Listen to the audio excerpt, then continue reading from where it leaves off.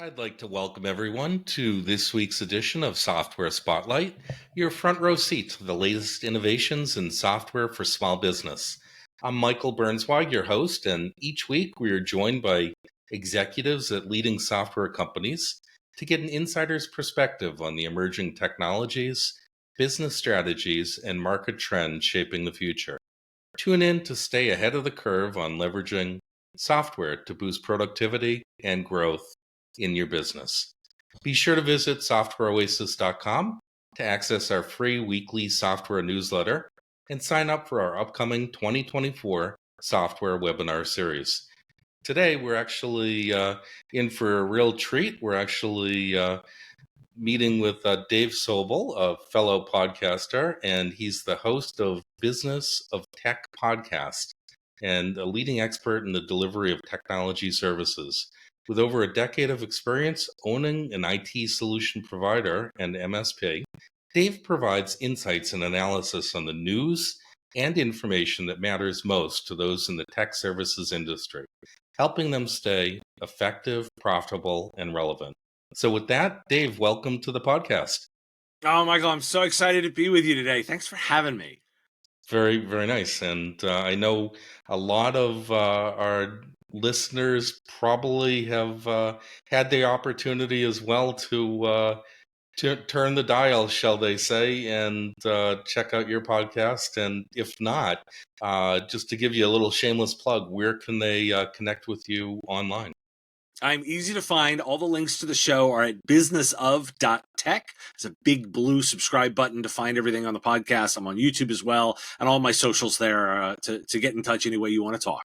Fantastic. And I know you absolutely keep up on the latest events and news in tech, and that's a great way for our listeners to stay relevant. Can you give a little bit of your background in the tech industry and how you got to where you are today?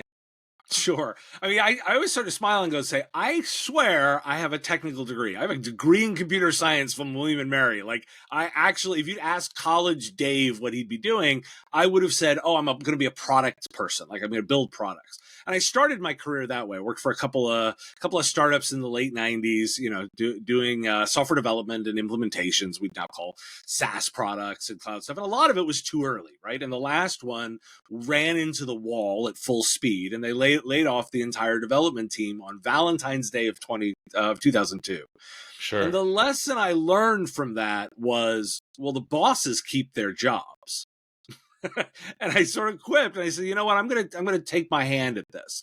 And instead, I thought about going into products, but instead I went into services, thinking it was easier. And I wish I could tell my younger self how wrong I was on that. Sure. But I built a services firm, and I built a firm that was focused on delivering technology to small businesses. And it was early enough in the process before we even called it a managed services provider. And many of your small business listeners will know, like, managed services providers are a space of those that take over the technology management for small companies. I ran that business for a decade, did a ton of stuff, wrote a book, was a Microsoft MVP. My company was up for a finalist for Small Business Specialist of the Year, like really leaned into that. And had the opportunity to exit. So sold the business at the end of 2011. And then I went to work for software firms serving as those managed services providers. So I went with two different firms. We sold each one to various software vendors along the way. And I had a good 8-year run leading those. And I was responsible for helping those customers grow their businesses, like the way they ran their operations. And so about 5 years ago, I launched the Business of Tech as my sort of next idea, where I said, you know what, I want to do that kind of insight and analysis at a much larger scale than I could do with the programs that we were running. And here I am now with a daily news podcast. I love it. I love it. And that was the other detail that I noticed listening to your show. Clearly, news happens all the time, and a daily podcast makes a lot of sense, especially in the tech industry. What type of listeners, or who is your target audience? Who is listening to your podcast? Yeah, so I'm focused very much on the delivery of IT services for for companies, right? And that's the space that I think about. So it oftentimes, it generally skews to those managed services providers and IT services companies that serve companies. Now, roughly 87% of that market does less than $10 million in revenue. So there's a long tail of very small, I still like to think of $9 million companies big, but let's call it small, like smaller companies serving that space. It can go Sure. all the way up to those large government contractors, companies, like Accenture and Calindral and stuff like that. They're very large versions that you may have heard of, but there's lots of this out there. And that's the space that I think about. Of course, everything I talk about is relevant to anyone who uses technology in their business. But my focus is those that deliver the services so that we can really focus on what's relevant and what's not. As you probably listen, on the show all the time, I'm asking the question, why do we care? To try and give some kind of perspective on what the importance of the story is. Absolutely. And so can you give our listeners an idea of like some of the main topics and themes that you focus on the show? Now, obviously, it always starts with analyzing news and answering why do we care. And so the stories develop over time. During the pandemic, we're talking a lot more remote work than we're talking now. Cybersecurity tends to be a recurring theme because there's always issues to deal with there. Obviously, you would guess artificial intelligence has been a new surge of interest. I'm starting to cover spatial computing. I'm trying to break through and understand what the hype is versus what real use cases are. I obviously do product announcements and try and get a sense of where the moves of these companies are, where their investments are. It changes over time based on the needs and what we're analyzing right now, but that's kind of a good set of themes of what we're looking at right now. And I always like to say, I also always look at market conditions. What's causing people to buy? What are the factors that are either accelerating or slowing down investment? Interest rates, market conditions, GDP growth, like those kinds of numbers, hiring, employment, like do those things make a difference in technology buying? Sure. So at a higher level, looking at some of the macro issues, how do you decide what's news stories to cover, what trends to cover? What you do and don't include, within the show. I wish I could say there was like this amazing criteria to go with this, but what it really is I read a ton of news. I read several hundred into the thousands of news sources every day as part of this is all I do. This is all I do I say, well, what would I want to know from running my business? What are the things that I think are most important? And I do that analysis and I put it in a big bucket and then I start looking at trends and I say, okay, I've seen this story a bunch of times. I've seen that one a few times. Wait a second, that's an interesting outlier. And I pull it together to try and be the curation value of, hey, you're getting my decades of experience of both running a managed services provider and delivering services to them and saying like, hey, I kind of know something or two about this. Let me pick what's important and what I think is useful. And that insight will hopefully come through and deliver some value to the listener. That's great. And I think it doesn't matter what you're doing or from where you've come or where you sit, you have to have a passion for what you're doing, in the same way that software as a service is my passion. Obviously having that focus on MSP is so important to be able to, and it comes across in what you do. Clearly, being able to, put to the forefront what's important to you and hopefully to your listeners is of a lot of value, and obviously that's why people are subscribing.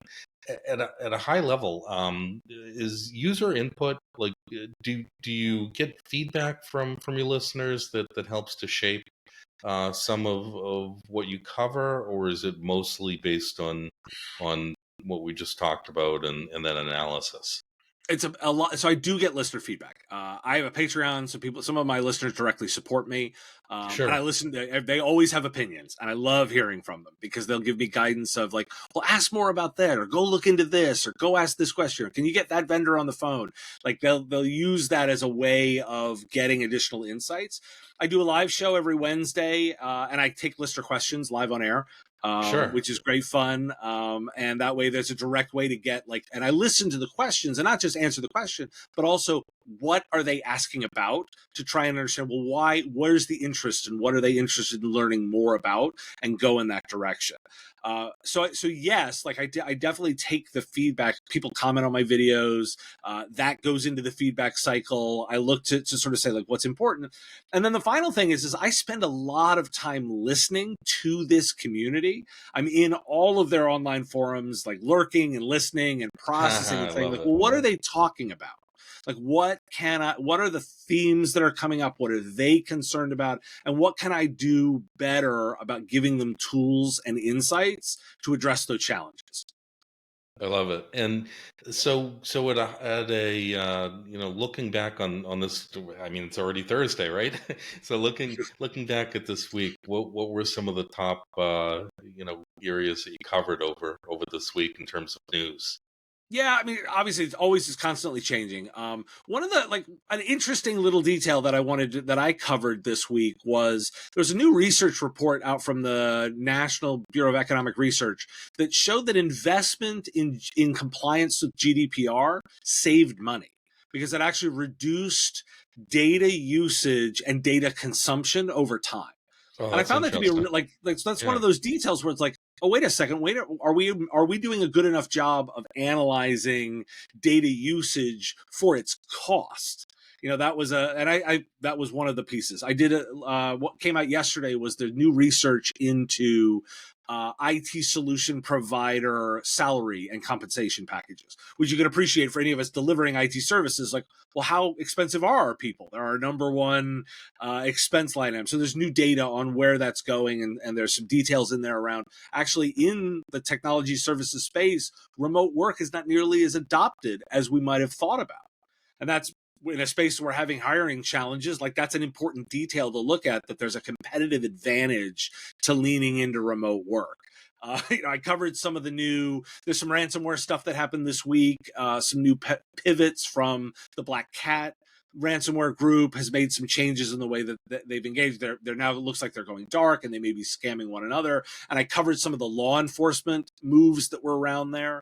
The FCC's got a new AI insight research group. They're going to publish some results in April. So that's something I made my listeners aware of, because we're going to listen for that. We constantly are getting these new frameworks. Last week, NIST put out their new AI framework, and that's just like the ones that I'm rattling off the Yeah, top no, of my no, head. and obviously, it's amazing because clearly, having sat in the seat on the other side, you have a unique perspective on what's important to the listeners on the other end of the podcast, and obviously, I'm sure way less stress from sitting on that side of the microphone, but having been on the other end of things, you can absolutely appreciate what's of value and what people need to know. It's And a I hard think business. And I mean, I that's what makes, love the yeah, delivery of technology. Like, I got into this because I love technology and I want to make people's lives better with it. But it's gotten harder. Like, and I say, like, with absolutely. complexity comes so much more, capability, but wow, it's hard. And so I look at, I would say every single day, if I can get up and I can make some of these IT services companies, managed services lives a little bit better, I had a good day. And what's amazing to me, and I think obviously I might have as much, if not a little more, gray hair than yourself. Having launched websites back in the mid '90s, and having had to do things like integrate payment methods where gateways were new, protocols were very gray, things didn't exist. To integrate Apple Pay, you needed to be you have to be in their Apple developer network, and you had to go through such compliance and all of that. And for someone today launching a website, literally they just click two buttons, integrate Stripe or Paddle or whatever the integration point is, and they're up and running in minutes. And it's just being able to value a lot of how far technology has come, in such a short period of time is just incredible. And on And this, it's the dual edge of like, isn't it great? And oh my God, it's so dangerous now. Right? Yeah. Like so like there's I mean, because I'm so with you, like the excitement and the ability to do that. Like I'm so excited that we can deploy really valuable services really fast. But by the way, at the same time, like if we just think about the cybersecurity stuff, when we both started, like the risk of like I think back to the early worm days. It's like, well, those they just slowed you down, right? Like you weren't going to be ransomed or maybe extorted and held hostage with your own data. Like that wasn't the downside of things going wrong. It's like you got a virus, you slowed down that day, right? Like Sure. and the consequences were so different, and it's so successfully integrated into our lives that when it when there's a problem, it's pain in a really different way. And so that's exciting, and really, like, we've as technologists, we've done our jobs, but wow, it's also really scary too. Yeah, and the stakes are a lot different in today's day and age. And I think another way of looking at it, a lot of companies are really. I mean, let's face it. Every company needs to look at the bottom line. It doesn't matter whether you're a bootstrap startup or venture funded or what have you. The bottom line is so important, and a big trend that we're seeing in SaaS is integration of tools. Companies are demanding more value from the solutions that they do put to market and that they do integrate, and a big consolidation not only within the tools that organizations are deploying, but also within the on the other end of it, within the organizations that are putting out the tools to offer more value. And I think that's really interesting. So what do you see, as far as key factors for MSP success? What do you see as like the core, I guess I would say, like elements of a modern successful MSP? What's important there? It's funny because you hit one of them. Well, the bottom line, right? You have to, a lot of, it's a tough business, and it's a services business. And one of the things that I love about services business, they're easy to get started, right? And they're also easy to make impactful, but they don't have infinite scale the way a product or like a SaaS company does, because our number one expense is always people. Like by leaps and bounds, like a Sure. services business. So your number one concern is running profitable, and that requires discipline, not just of the technical delivery, but also the business side. So you've got to be good at balancing that, and you only have so much bandwidth to work on so many different things at one time. So getting it wrong in terms of where you're spending your time is quite costly. You get economies of scale by investing in automation and in technology. You get some benefits of that. So I can make a level one tech much more effective, give them much better resources, can deliver services better. And I need to track that, but I can't over systemize it too, right? And I can remove too much of the human elements. You've got to be really good at customer service, as well as running your business, as well as good technical delivery. Oh, and by the way, I got to bake security into the whole thing. So doing those things all at the same time, that's the real balance of being a great IT services and managed services firm. Yeah, so really balancing the fundamentals of running a business correctly versus the technical capabilities of having the right solution and the Mm-hmm. right product in place. And the really Um, good ones link it back to business outcomes, right? So the really great ones is, so you and I are both business owners, right? Both know, and our listeners too, right? Every business owner I've ever met will spend $1 to get $1.25 back. Like if you tell me I'm going to give you a machine and every dollar you stick into it, $1.25 comes out of the bottom, I will put infinite dollars into that machine, right? Absolutely. Yep. And so the idea is if you're doing a really good job of your technology services, you are actually doing that, right? You're building technology that supports and grows the business. But that's hard both to do and to measure. And so the great services companies are the ones that are able to do that very well and say, hey, we understand your business really intimately, and we can help you drive revenue at a level that will truly hit your business goals and drive money to the bottom. Absolutely. And in today's world, things, as especially in technology, change so quickly. So the reality of it is something that works today may not work tomorrow. So you can't take your eye off the ball for just a moment. I And push that, back a little bit because we as technologists love to say how fast everything moves, but at the same time, it doesn't.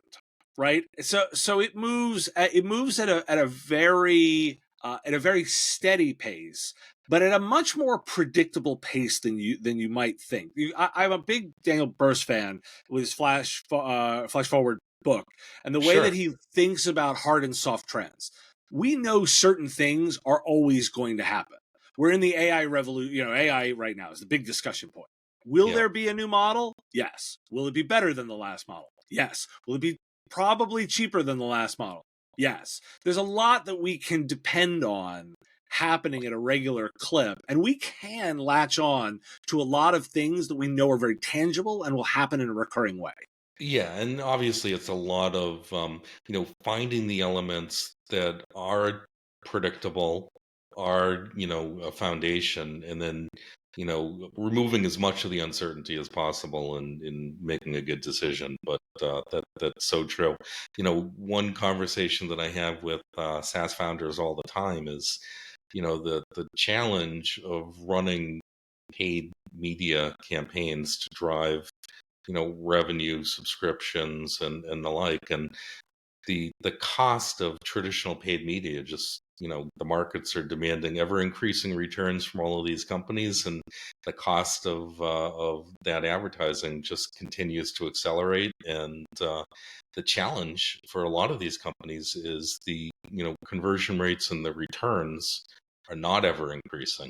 So finding that balance between paid media and partnerships and different ways of driving the results that they need in a predictable way, and that's a big challenge for a lot of SaaS companies.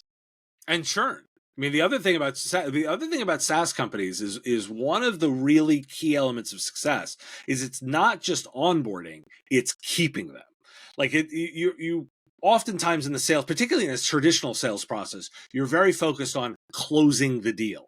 But in a SaaS business, which is also true with a services business, like in a SaaS business, the real trick is not just getting them on board as a customer, but keeping them as long as possible. And then additionally, not just keeping them, but expanding their spend over time.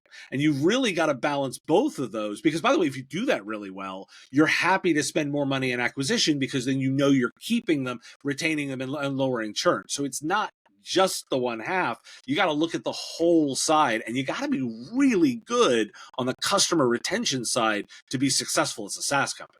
Yeah, and absolutely, the lifetime value of the customer is such an important metric, and clearly understanding all of the metrics related to customers and the SaaS is important. Heading back to MSPs, like what are some of the common mistakes or pitfalls that you see MSPs making over and over again, that if you were standing there, you just want to shout from the rooftop and say, I could see that coming. Well, the number one thing that I always talk about is they spend too much time on worrying about their tools and their stack. The technology is super important, and I don't want to be dismissive of that. But at the same time, most of it is pretty good. Most of it Sure. is all pretty good. And the trick is being good at it and the way you implement it and the way you be relevant to customers and be effective for the customer, far less than having some magic technical stack that makes everything amazing. Like, there are lots of offerings in this space, and most of them are pretty good. They're all going to solve the problem, but the real difference is being great at the craft of engaging customers, finding their needs and solving those needs and relating back to that. That's really the trick. And I think that's the number one thing that I find. The second I find that I push back that really does want to make me scream is the willingness sometimes to take on risk that that is unreasonable for the customer to ask. And in particular, this is around security. I shake my head all the time on the MFA, multi-factor authentication adoption numbers. I just covered on the show literally this week that only about 35% of customers that in the polled sample set across MSPs customers have adopted multi-factor authentication. And I just shake my head ruefully and go, what is customers, Mr. Customer, what is wrong with you that you won't put a lock on your data? Do you Yeah, not I'm care? right there with Like, you. And at the end of the day, I mean, I sat in a briefing several years ago, and at a high level, it's like if you have an account with any money in it, anything related to money, have yeah. two-factor on there. And the same thing, your customers' data, your data, is at risk with not having, multiple Well, levels of to authentication. use your analogy, it's related to money. Your Yeah. data, Mr. Customers, all listen, end user customers, all small business customers listening to this. If I took away your customer data right now, are you still in business? So why are you not putting a lock on this? Why are you not taking it serious? And I know like security is a complicated topic and there's a whole lot to it. But by the way, there are some very basics that most customers aren't doing right. You need to have good backups that get tested regularly, and you need to spend some money investing in that because you want to do it right. The second is you want to put locks on things, multi-factor authentication, and the third is you want a plan for when you're breached. Note I didn't say if, when you're Yeah, I'm right there breached. with you. And Right? to that end, I'll share with you, and I completely agree. The backup routine, we're talking backups on site, backups off site, backups across operating systems, just a whole range. But the most important thing, you could have every backup and every, possible recovery scenario in the world. If you haven't tested it, you haven't Right. got anything. So, I'll share with you one company that I was with years ago. They had spent a couple of years getting to launch on the solution that they were working on. They had every backup scenario you could imagine. And at the end of the day, they went live. Everything was fine. And then the one thing that killed them was a small piece of hardware, and they did have a replacement piece of hardware on site. It didn't work, and they had never tested it. So it's so important, that testing component, making sure that whatever you have in place has been tested. That Mhm. that that's so And important. I say like these are basics, right? You can spend infinite money on security tools and get incrementally closer to secure because no security person will ever tell you you're truly secure because they're right. Like it's perfection is impossible. But by the way, we can do the bulk for most businesses is just about doing the basics very well. Just Absolutely. be really good at those basics. And you ask like, what do I see all the time? I see MSPs not willing to push back to customers and say, I won't do business with you because you're insecure, like because of this level of security. I'm not willing to take on that kind of risk. Like for me, I'm not personally willing to take on that kind of risk for me or for my customers. And there are too many solution providers that are willing to take on customer risk that I think is a little too much. And so I know a lot of your listeners is end customers is like, look, end customers, that's not reasonable. You got to put locks on your stuff.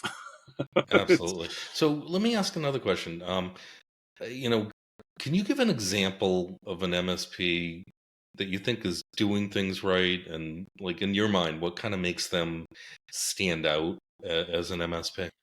I've had a couple of great MSPs on my show, and one of the things that I find really is they lean heavily into exactly what I talked about in terms of understanding a customer's business and relating the technology investment back to that customer's business goals. That's like almost the number one thing that I see when I look at the ones that are being truly successful is they've done a good job of linking to that. There's a secret sauce to a certain degree of the fact that they've done a great job of building a set of back end processes to manage that. But that's not the key headline. The key headline is they built the processes in order so that they're really great at getting into understanding the customer needs and being responsive to them. So for that, and I've got a couple of great examples on my show of MSPs that have talked to me and talked about it. And you listen to their great execution stories, and it's like, yeah, that's the recurring theme of what I hear that makes such a difference. Very nice. And if you were talking to someone just considering getting into the industry, What advice would you have for them, if they're looking to start out and grow an MSP and, maybe they've had a little bit of background in having worked for a successful MSP? What kind of advice would you Don't. But this is what I give? mean. But I laugh. But this is what I mean by that. The Yeah. traditional nomenclature of managed services provider really focuses on infrastructure, and I think that if someone was starting right now, note everything that I talked about with you right now was about business value. The business value really lives up in the productivity, what I call the productivity layer, like the very basics of using your Microsoft 365 or Google Workspace environment effectively for data communications and process and for data retention and workflow and all of these really interesting, complicated problems that solve customer issues and make them more efficient. Build a managed services practice around being great at that. That's the entry point right now. So when I say don't, what I mean is just don't come in thinking you're going to do basics of patch management and network setup and stuff like that. That is important and needs to be done, but it's not the entry point value anymore. And I want newcomers to listen and say, what you want to focus on is making sure you're delivering value to your customer. And where that really happens is in their business productivity layer. That's where you start. And that's where you build your core focus, and everything flows from there. Makes a lot of sense. Makes a lot of sense. So, as far as big trends that you see happening at a high level in this segment, what do you see as the trends at this point? It's definitely related to, we're seeing it. AI is going to be the thing we're all talking about for the next 3 years, right? Like that, like getting that right is hard, and those that do it well are going to make a lot of money. Right, so that's a big one. I would be remiss if I didn't say I think cybersecurity is a big threat, and businesses need to respond to that. And so there's definitely a trend around that. But I think that is settling into a background buzz of something that always has to be done versus like I don't see that problem going away, right? Like I don't see us solving cybersecurity. Where I do look at something like AI and go, yeah, we're going to figure out how to be good at that, and we're going to keep building on that. I think we're going to just see cybersecurity as a constant threat that we're having to deal with. I'm intrigued by what potential as a long-term trend, what may happen in the disruption of the typical computer. And what I mean by that is I don't want to fall into AR, VR, spatial computing buzzwords, but you can kind of see if you squint your eyes and look really hard that the intention of the devices is to break up computing tasks into more what we used to call ambient computing. And I see that as a long-term trend, like over the next 5 years, that is kind of intriguing to me. And I'm making sure that we're keeping an eye on that going. So like quick analysis, like those are the three that I'm thinking of right now. And one final thought, AI. Obviously you brought it up, so I'll come back at you with that. Obviously, it's a buzzword, but is AI anything really different than we've seen in the past, just with a new name, or is it really, kind of like a next level of machine learning? No, but yes. So you're right. This is all like this is not something new. But what's important is twofold. We hit an inflection point, right? Like, well, the release of GPT-4 and ChatGPT were kind of an inflection point in capability, right? It really got to a point where, like, wow, a lot of really interesting use cases quickly got opened up. But the other thing that happened was the explosion of the actual usage of the technology. ChatGPT released, and then all of a sudden it's the fastest growing consumer app ever with massive adoption, which, by the way, seems to be holding, right? There's a bunch of people using it. So we've hit that inflection curve. So yeah, 100%. Like it's a bunch of stuff that's been there before. But it's important to note that inflection point that we just hit that means it's accelerating and adopting in new ways. I think it's going to be interestingly disruptive. Now, I also think analysts like me always say faster than it actually happens, right? So like it's not something that's happening tomorrow. It's probably not happening next month. But do I think this is disruptive over the next 3 years? Yeah, I really do. And I like to think of that, from Austin Powers, that scene where the slow moving steamroller is moving in Austin and he starts Yes. screaming from very far away. It's kind of like that. You will get run over by the steamroller, but you can see it coming at a very reasonable pace. And so you can take action to prepare. I talk a lot about data management, making sure your data is well scrubbed, is well organized. Because, by the way, the power of AI is not useful unless the data set is really good. And by the way, I alluded to earlier that you can save some money by being good, by cutting your data consumption and making sure you're only retaining data that's useful. Like, they're all linked together. We can actually make the business a little bit more efficient, ready for AI, save some money by being good at thinking about the data. Oh, and I mentioned that, by the way, productivity layer depends on all of this. So, there's a lot of work that can be done right now to get businesses ready because we can see it coming. Great. Well, I think this has been a really insightful episode. I think we obviously provided some value to both your listeners and our listeners, folks that are interested in MSP and SaaS and any of the connection in between. Any final thoughts you'd like to leave with our listeners? Well, I think we've covered a ton of it. This is an exciting space. There's a lot we can do. I don't want to say that it's all easy because that's not true, but that doesn't mean that it's not great work that can be done that can build great businesses. Fantastic. Well, David, I'd love to thank you for joining us on the spotlight this week. Coming up next week, we have Mary Beth Alexander. She is the founder and chief executive of Knowledge Owl, a leading knowledge-based software solution with a passion for helping people and teams succeed through better knowledge management. Mary Beth has built Knowledge Owl into a trusted platform used by organizations worldwide. She brings deep insights on the power of knowledge sharing to drive efficiency, collaboration, and growth. So be sure to visit our website, softwareoasis.com, to access for our weekly software newsletter and sign up for our upcoming 2024 software webinar series. So, Dave, thank you so much for joining us on the show this week. Michael, thanks for having me. That's such great questions. This was good fun.